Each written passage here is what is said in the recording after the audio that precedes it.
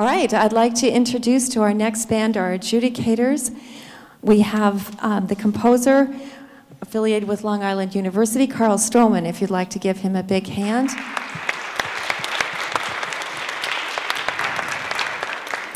Thank you. And on the other end, from Grove City College, Emeritus, we have Dr. Edwin Arnold. We're happy to have him here. And in the center, we're happy to have Mike Rubia, also a composer and arranger affiliated with St. Joseph College.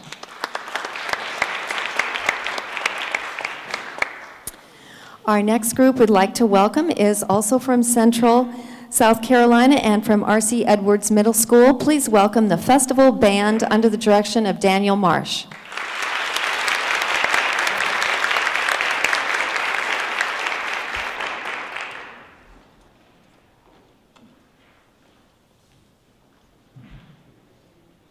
Good morning. Our first selection is March Jubilee by James Swearingen. Our second selection is Benediction by John Stevens. And we'll conclude our program with Fate of the Gods, arranged by Matt Conaway.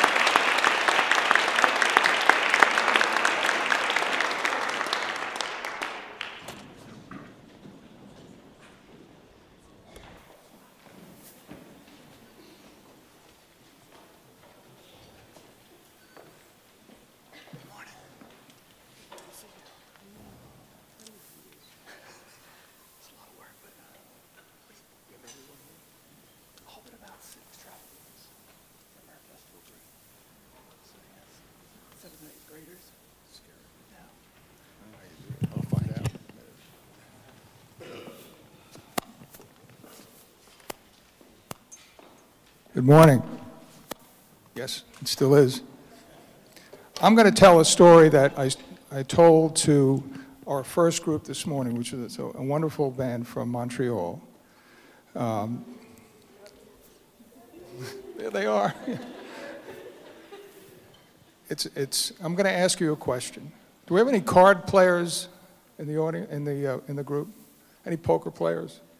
Oh, you know what a tell is? You know what a tell? T-E-L. Here's what a tell is. You're playing poker, and the guy across from you, all of a sudden, he opens his hand and he raises his eyebrow, or he does something quirky. That's a tell. He either has a good hand or he has a bad hand. We don't know yet, but that's a tell. Here's a tell for a band.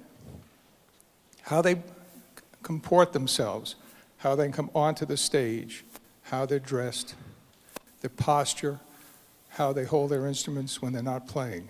The tell tells me that you have a band director that knows exactly what he is doing with you and the music.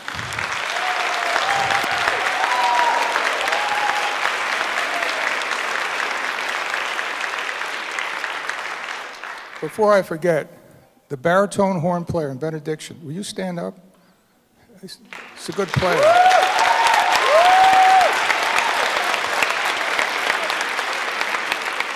And who was the solo trumpet player on the last piece? Used?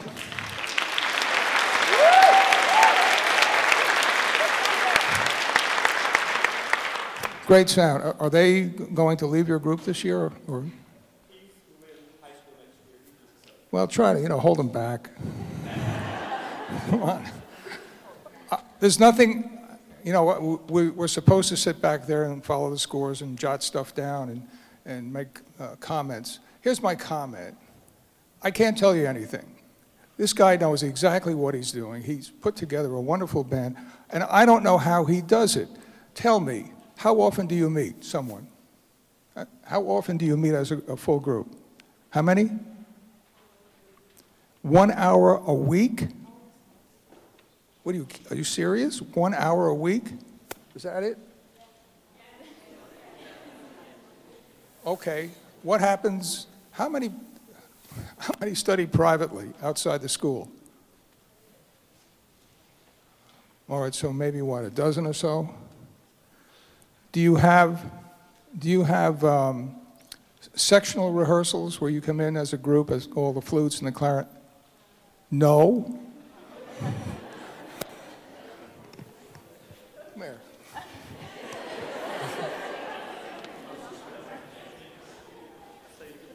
All right, come over here for a minute. They tell me you meet 1 hour a week. 1 hour. Okay. You have maybe a dozen kids that study privately, and you don't have sectional rehearsals. That's right. Explain this to me. How does that happen?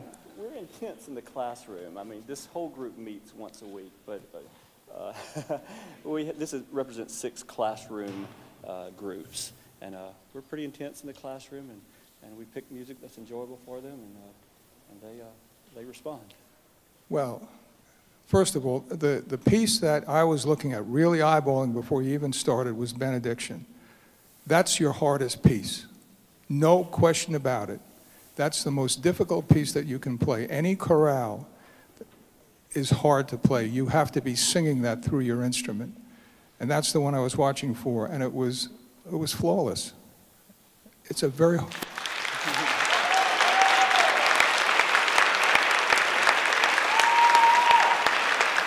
So I'm thinking that maybe this is really the high school senior wind ensemble. It's really not a middle school. They're 12 and 13, 14. Wow. Listen, 1 hour a week, no sectionals, and a few people study privately, and this all happens in the house with one director. Do you have a staff, someone that helps you out? You're it. Mr. Khan, we have a helper on Thursday afternoon. Okay. Congratulations, folks. This was a wonderful, wonderful performance. It was a musical performance. You played over your head. You went beyond what the music said. So, outstanding, everyone. Thank you. They're playing Cumberland Cross. They're playing a lot of your jazz arrangements in our jazz group, and they love your writing.